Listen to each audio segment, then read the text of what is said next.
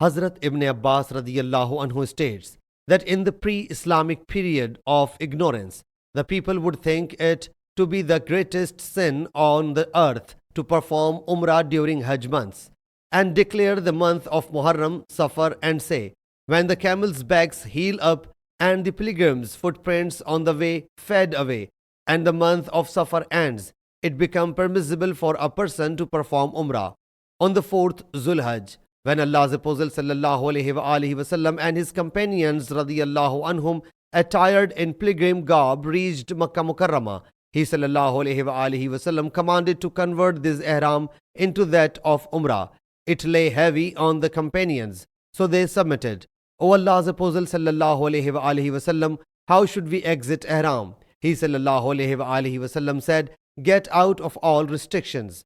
Sahih Muslim Hadees number 2999.